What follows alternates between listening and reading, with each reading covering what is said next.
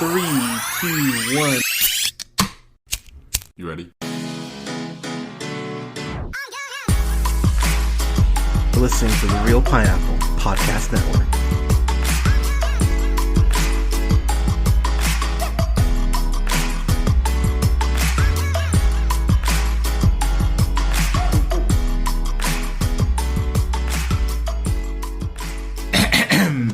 Good evening, ladies, gentlemen, theys, and gays. This is the Real Pineapple. This is your humble host, Hunter, here. Hope you're all having a great night, weekend, whenever you're checking this out. I've got a review here to finally start off a real spooky series, because it's October. Gotta get those Halloween movies reviewed. So, got a review here for X, which is directed by T.I. West, who you know from directing The Innkeepers, The House of the Devil, VHS, X, of course. He also went ahead and directed an episode of Scream, the TV series, which I've heard mixed things about. Wayward Pines. So he actually he's been in the horror genre for a minute. So I gotta give a quick shout out here to my boy Nick over on the Afternoon Tunes. So there's this Facebook chat that I have with some film critics, content creators, all that jazz. And Nick has been suggesting this movie and The Black Phone. I'm gonna watch it, Nick. He's been suggesting this movie to me for a while. And look, y'all, this is a one-man show. I'm fucking busy. I try to get to everything I can, but there's too much content in the world. But he really kept saying, and not even in a pushy way, but just kept going, dude, you need to check this out. You'll dig it. You'll dig it. So I finally sat down and watched it. And son of a bitch, this is one of my favorite horror movies maybe ever. And this might crack my top 10. There's a couple months left in the year. Still haven't seen all the Oscar shit. But this movie's fucking awesome, though. And I gotta give Nick credit, man. Nick, I'm giving you credit, man. Son of a bitch. I enjoyed the hell out of this, and everyone needs to watch this. So, just getting that out of the way. So, to go ahead and jump in, this movie takes place in 1979. It's a group of young filmmakers headed by Martin Henderson's Wayne. You know Martin Henderson from several things, including Smoking Aces, which kicks ass, Torque. Because I was sitting there, I was like, this is the guy, because he always reminded me of like a young-looking Kurt Russell. And sitting there, I was like, oh my god, that is him. He was also in The Ring. He's been in a couple other things. My Life is Murder, Virgin River. So he goes in. He's the producer on this porn film. Pardon me. And the film itself is going to star Bobby Lynn, who's played by Brittany Snow. You of course know from the Pitch Perfect trilogy. Kid Cudi, who plays Jackson. One of the best rappers, goddamn, maybe ever. I fucking love Kid Cudi. You know him from several things, including How to Make It in America and Intergalactic, which just came out. I will be reviewing that. That came out on Netflix, but you know him from the Man of the Moon trilogy, one of my favorite trilogies of albums ever. Jenny Ortega, who plays Lorraine, who's kind of the shy, timid one who is involved in this project, but is rather uncomfortable with it. And then her kind of sort of boyfriend named RJ, who's played by Owen Campbell. And of course, the star of the movie, Mia Goth, who plays Maxine. So what I really enjoy about this movie is that it gives you very much that A24 feel. And I've talked about it. If you've listened to the podcast for a while, I've talked about what a whore I am for A24 and for Neon. I love independent movies. I just love independent film as much as I love the superhero Marvel shit, the Fast and Furious stuff. I do love things that are smaller in scope that really allows a director to sink or swim on their own merits. And considering that Wes is the writer and director on this is all him. So if this movie sucks, largely it's because of him, and thankfully it doesn't. But getting into the movie itself, one thing I really love about the movie is that, yes, this is, this is a porn film. And so you get to see, boobs, and you get to see Kid Cudi's ass, which I was like, oh, hello. So, everyone's getting naked and stuff. And so, there is that titillation that you're like, oh, that's quite wonderful. But then there's always that cloud hanging above the film of going, okay, this can't be all this film is. And of course, it turns out it's not. Stephen Uri plays Howard in the movie, who's one of the elderly people who owns the property that they're on. And I'm being very vague because there are clues that are clearly set up early on in the movie, and I don't want to just go, oh, this is what it's about. You of course know him as Gorbag from the Lord of the Rings films. But one thing I love about Howard and his wife, and I won't even say her name because, again, I'm trying to keep it vague. The thing that's interesting about their relationship is that they're both coming from a place of things didn't work out the way they wanted. But you see them early on watching TV, and that actually incorporates really well into the end of the film. And what's great is that when Wayne shows up on the property, he hadn't told Howard about the fact he was going to have all these people with him. And so Howard very bluntly says, I don't think I like you very much, Wayne. And that's the introduction. That's the first time they fucking meet. And so the movie already sets the tone and sets the table for the fact that they're on tumultuous ground from the point that they go ahead and go to this farm. And of course, Wayne doesn't tell Howard what they're doing. He just goes ahead and gives them money and even throws on a little extra, as he says, to Howard. But that's all he tells them. He doesn't tell them that they're going to be shooting anything there. And so it leads to some very interesting character moments between our cast, because Bobby Lynn and Jackson have this really interesting conversation with Lorraine where they're talking about the stigma of porn. And Bobby Lynn basically goes, yeah, a lot of people watch porn. They just don't want to actually have that conversation. And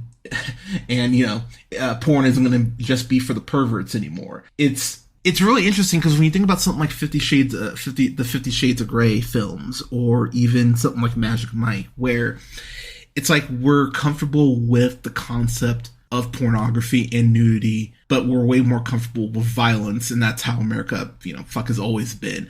But it's really interesting how the goalpost gets moved in the sake of certain projects, and X does actually have a little bit to say about that. And there's this really cool sequence where Bobby Lynn is playing Landslide and Jackson is playing the guitar, and the way that it does this really cool split screen between Howard and his wife and what's happening in the barn or in the house where everyone's staying. It's this really cool juxtaposition that I just absolutely fucking love, and it's so well shot. And the contrast between these people winding down after a, pun intended, hard day's work, and the marriage of Howard and his wife being just stuck in this place. It's really quite fascinating the way the film goes ahead and does that split and goes ahead and just ramps up the tension. There are a couple points as well that the humor is just funny. The movie is very witty in that snarky way. There's this one line that Wayne has where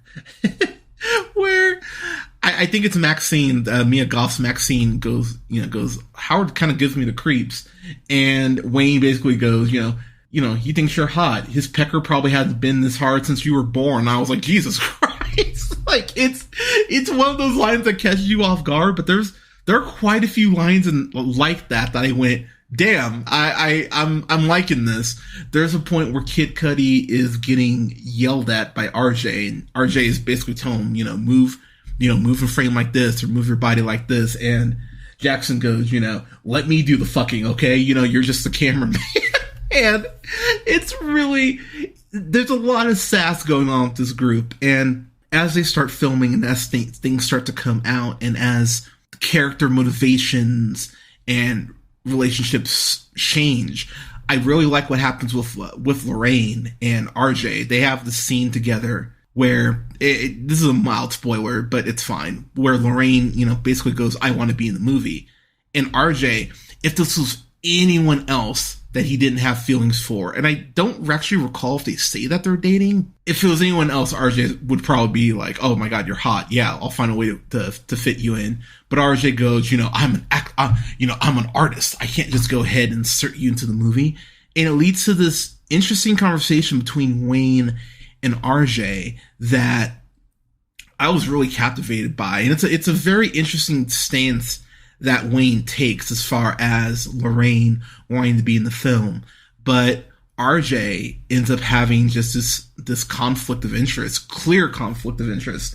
And it's really cool how that whole conversation works out and how it actually plays into the film itself. So getting into other couple things. So again, I am trying to be very, very vague. This is a slasher film. And I will say the first kill, when that happens, it's such a, oh my fucking God sort of moment. It caught me off guard in the best way, even though I was sitting there going, oh, person, why did you do this? This is a very dumb decision.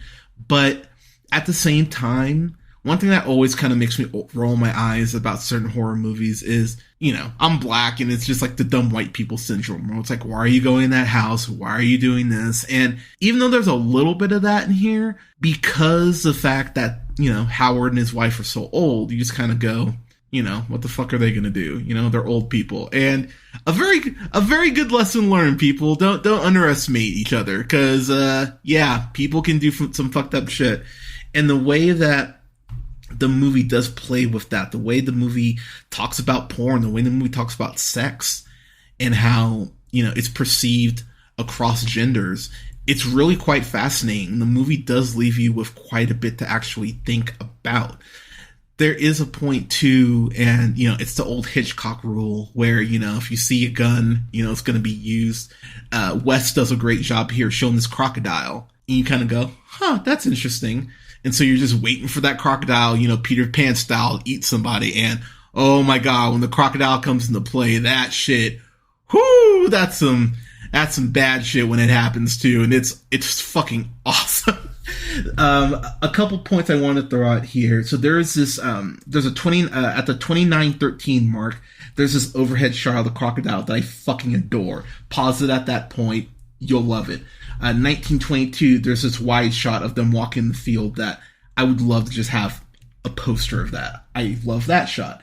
There's an overhead shot at the 56:24 mark. Another shot I love.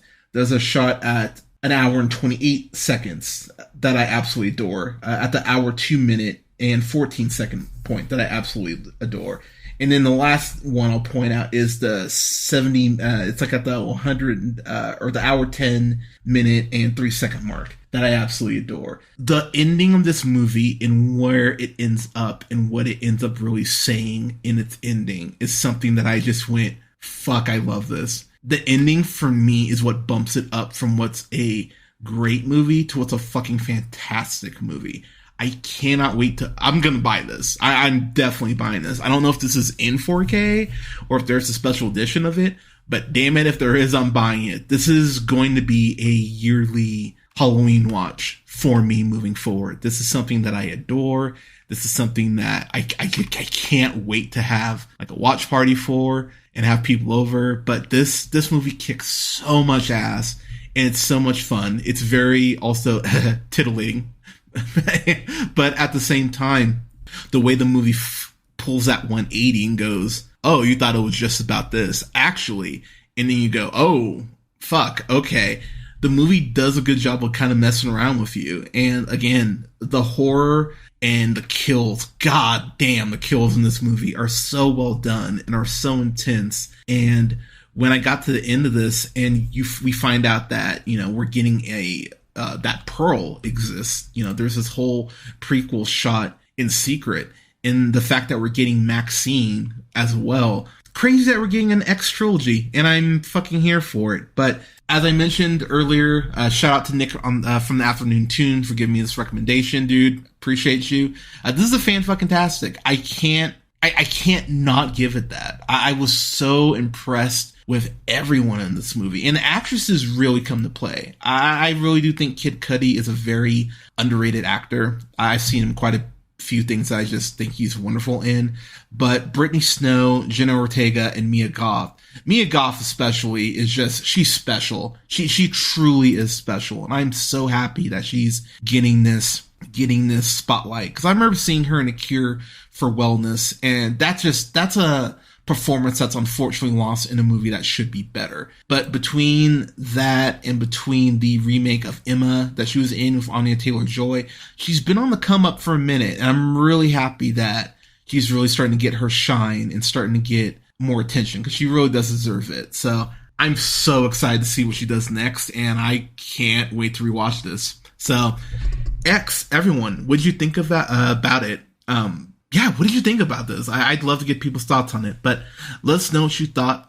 You can follow me on the Twitter at jhunterrealpineapple.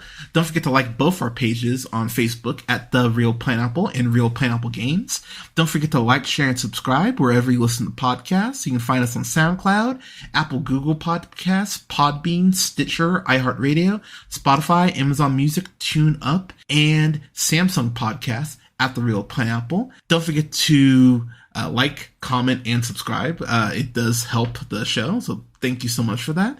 You can find me on Letterboxd as well at Black Shazam 775. Or sorry, at just Black Shazam, pardon me. Black Shazam on Letterboxd and Black Shazam 775 on TikTok. There we go. But thank you so much for listening, everyone. The Real Spooky series is going to continue throughout the month, including reviews for Hocus Pocus 2, the original Halloween, Halloween Kills, Halloween Ends, The House with a Clock in Its Walls, and the Scream franchise, to name a few. But everyone, thank you so much for listening. Stay safe out there. Take care of each other. Wear your mask, get your booster shot. Stay safe, and we'll talk to you soon.